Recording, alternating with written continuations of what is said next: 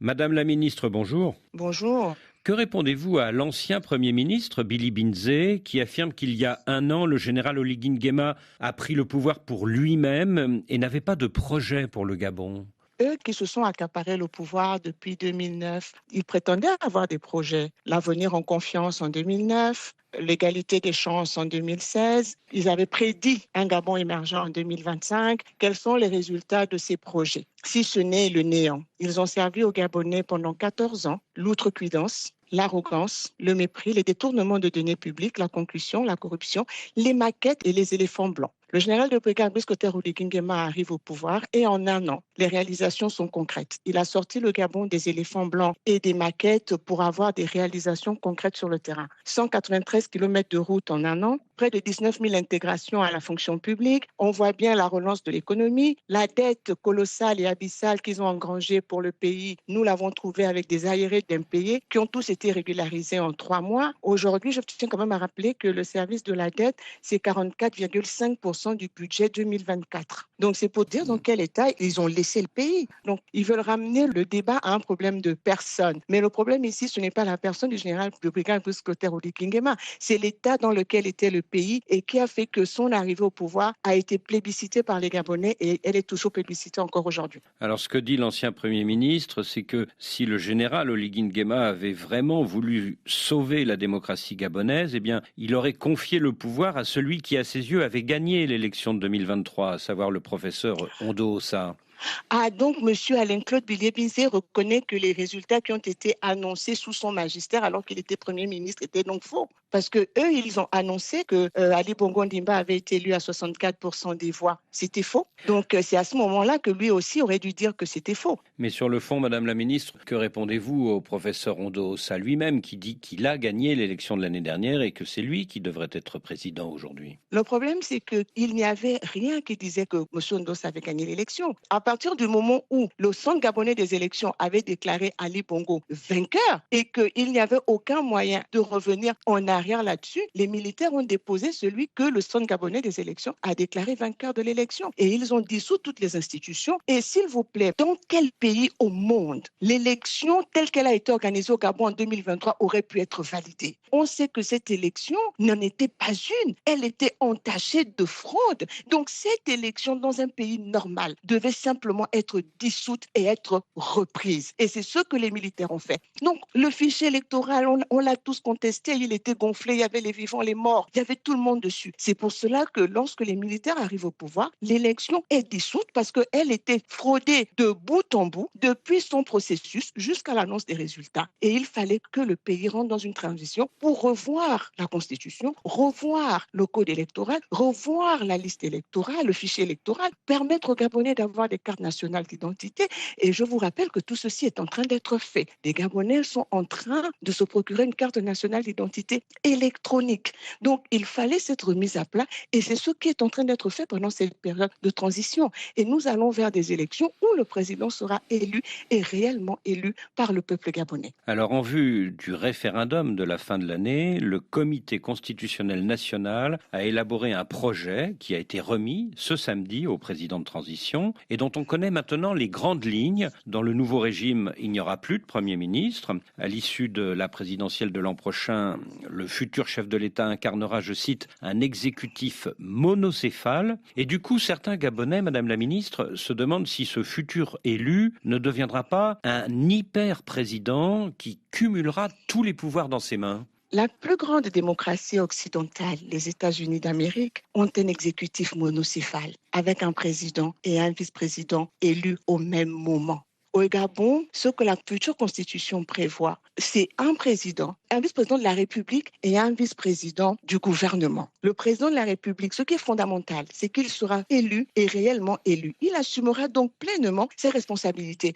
Personne ne dit qu'aux États-Unis, le président de la République concentre tous les pouvoirs et pourtant, c'est bien un exécutif monocéphale. Donc ça, c'est un procès d'intention. Cette fois, le président assumera seul les responsabilités devant le peuple qu'il aura élu, mais ça n'empêche pas qu'il y aura bel et bien la séparation des pouvoirs, puisque le législatif est renforcé, le judiciaire est renforcé, et le président de la République sera assisté d'un vice-président de la République et d'un vice-président du gouvernement. Alors vous parlez des États-Unis. À la différence de l'actuel président américain, le futur président gabonais aura le droit de dissoudre l'Assemblée, alors que celle-ci n'aura pas le droit de censurer le gouvernement, puisqu'il n'y aura plus de Premier ministre. Du coup, est-ce que l'équilibre entre le pouvoir exécutif et le pouvoir législatif ne va pas être rompu au détriment du second, c'est-à-dire au détriment de l'Assemblée ?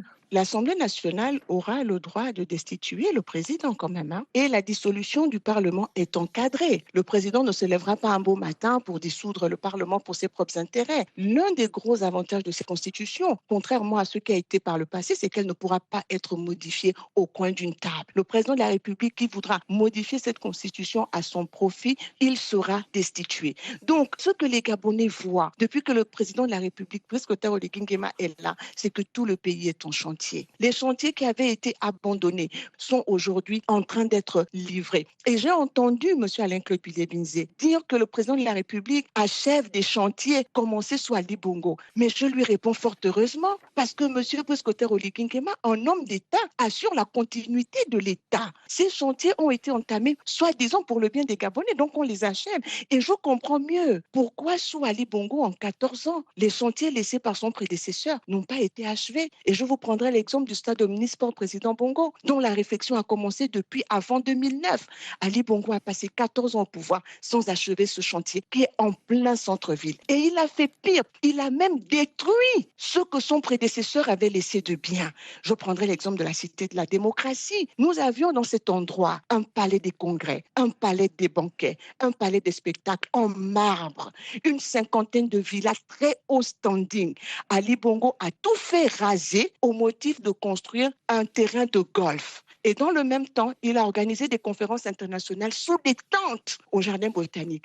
Et aujourd'hui, 14 ans plus tard, la forêt secondaire a repris ses droits là où était la Cité de la démocratie. Rien n'a été construit. Lui, quand on est un homme d'État, on assure la continuité de l'État. Et là, on voit bien qu'Ali Bongo et M. Alain-Claude Bilé-Binzé qui ont dirigé avec lui n'étaient pas des hommes d'État. Ils nous ont laissé une dette colossale, une dette creuse pour laquelle on ne voit aucune réalisation, mais qu'aujourd'hui, nous sommes en train de rembourser.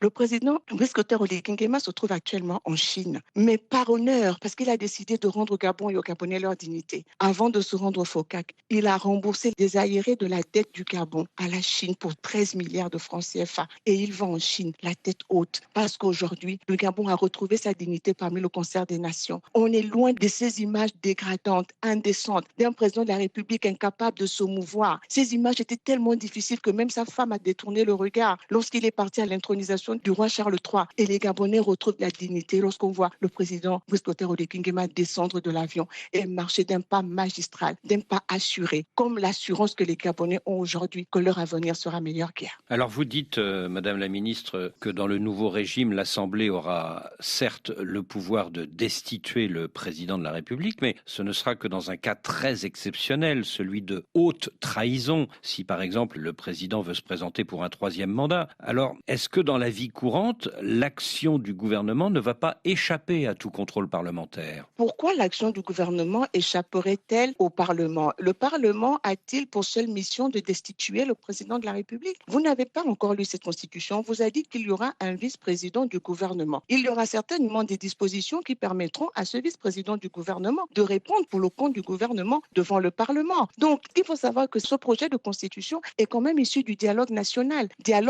inclusif pour lequel nous avons recueilli plus de 33 000 contributions des Gabonais de l'intérieur du pays et de ceux de la diaspora. Donc, ce ne sont pas des dispositions qui émanent du général de brigade Brice Clotaire Oligui Nguema. Alors, ce vice-président du gouvernement, est-ce qu'il épaulera le chef de l'État pour conduire l'activité gouvernementale? C'est pour ça que son titre, c'est vice-président du gouvernement. Il y aura un vice-président de la République et un vice-président du gouvernement qui donc épaulera le chef de l'État pour la conduite des affaires au niveau du gouvernement. Et est-ce que ce vice-président du gouvernement sera responsable devant l'Assemblée nationale et pourra éventuellement être censuré par les députés? C'est le président de la République qui est le responsable de l'exécutif. dans la nouvelle constitution. Il est le responsable de l'exécutif, il est assisté d'un vice-président de la République et d'un vice-président du gouvernement. Vous savez, on attend de lire toute la mouture finale. Ce qui est important pour les Gabonais, ce n'est pas le pouvoir pour le pouvoir. Ce sur quoi nous sommes en train de piailler, c'est le pouvoir pour le pouvoir. Est-ce qu'on pourra démettre le Premier ministre? Est-ce qu'on pourra faire ci? Est-ce qu'on pourra faire ça? Ce qui intéresse les Gabonais aujourd'hui, c'est de sortir de l'extrême pauvreté dans laquelle le gouvernement, les 14 années d'Ali Bongo les ont plongés. Aujourd'hui, le Gabon est en train de renaître de ses cendres. Est-ce que vous réalisez que même la Radio Africa numéro 1, qui a été tuée aujourd'hui sous la transition, nous sommes en train de la ressusciter. Ils ont tué Gabon Airlines, qu'eux-mêmes avaient créé. Aujourd'hui, nous avons Fly Gabon. Les Gabonais n'arrivaient plus à se déplacer pour aller à Port-Gentil par voie maritime. Sous Omar Bongo, nous avions Equata. Quand Equata est mort, sous Ali Bongo, ils ont laissé leurs amis servir aux Gabonais des tombeaux navigants. Et nous avons connu le drame d'Esther Miracle. En réponse à ce drame, le président de la République vient de doter le Gabon d'un ferry sécurisé qui va assurer le transport des biens et des personnes vers Port-Gentil. Aujourd'hui, écoutez le général de brigade Biscotter Oligui Nguema, c'est un chapelet de réalisations qui sont présentées au peuple gabonais et les Gabonais le voient. Et c'est pour ça qu'aujourd'hui encore, nous avons célébré le 30 août il y a quelques jours. Les Gabonais étaient tous dans la rue. Ils voient les bienfaits de ce coup de libération et ils s'en réjouissent. Je me pose une question parce que M. Alain-Claude Bilé-Bizé est quand même le premier ministre du gouvernement déchu par les militaires. La dernière élection de 2023 a été organisée sous son magistère. Et ce monsieur qui a été là depuis 2016, qui en 2016 a refusé l'enquête internationale qui devait venir faire la lumière sur les événements du 31 août, l'attaque du quartier général de Jamping et tout le reste, qui entre 2016 et 2023 a été ministre d'État, vice-ministre et même Premier ministre. Il n'a jamais parlé de la commission de vérité, justice, réconciliation. Et il ose l'évoquer sur les antennes de RFI. Il faut qu'il sache qu'à chaque fois qu'il évoque les événements du 31 août, c'est du crachat qu'il verse sur le sang de nos martyrs. Et c'est un couteau qu'il enfonce dans le cœur de ces familles qui sont encore à la recherche des leurs disparus au quartier général de M. Jamping. Et ce qui est encore le plus choquant, est-ce que vous imaginez qu'au lendemain de la libération de la France par le général de Gaulle, que le premier ministre du maréchal Pétain vienne le critiquer dans la presse? Parce que c'est cela que nous vivons et c'est comme ça que les Gabonais le vivent. Parce que je ne sais pas qui lui a dit que les Gabonais veulent l'entendre, mais chacune de ces sorties conforte les Gabonais dans le fait que le coup de libération était véritablement salutaire. Il y a 2 mois, lors d'une tournée à l'intérieur du pays, le général Oligui Nguema a déclaré « Si on a pu faire certaines choses en 10 mois, c'est dire qu'en 7 ans, on peut faire beaucoup de choses. » Est-ce que cela veut dire qu'il sera candidat à la présidentielle de l'an prochain? Nous en avions déjà parlé, M. Babouji, lors d'une interview précédente où je disais que la candidature du général de brigade Biscotter Oligui Nguema n'est pas ce qu'il y a de plus important. Mais ce qu'il est en train de dire, c'est que si en 10 mois, on a fait ce qui a été fait au Gabon en 1 an, imaginez ce qui aurait dû être fait en 7 ans, pour ne pas dire en 14 ans. Et cela montre bien que ceux qui ont dirigé n'ont pas fait ce qu'il fallait. Est-ce que vous souhaitez qu'il soit candidat? Je souhaite pour le Gabon un homme ou une femme profondément humain qui aime le Gabon, qui se bat pour rendre aux Gabonais leur dignité, leur souveraineté, leur prospérité, qui fait que le Gabon qui était moqué hier soit à nouveau respecté. Vous restez prudente, hein, vous ne dites pas si le président de transition sera candidat ou pas l'année prochaine. Je ne pense pas que c'est à moi de le dire. S'il doit l'être, il devrait lui-même avoir la primeur de l'annoncer et personne ne devrait le faire à sa place. D'après la charte de la transition, publiée il y a 1 an, le général Oligui Nguema est le seul acteur de la transition qui a le droit d'être candidat à la prochaine élection présidentielle. Est-ce que cette disposition va être maintenue dans la loi électorale à venir ou est-ce qu'elle va être modifiée? La charte régit la période de transition. La future constitution régira la période post-transition. Donc, la mesure qui exclut tous les autres acteurs de la transition de la présidentielle à venir, cette mesure est maintenue, c'est cela? Ce que je suis en train de vous dire, c'est que la présidentielle à venir se tiendra sur la base de la charte de la transition. Tous les acteurs de la transition le sont devenus en ayant pris connaissance de cette charte.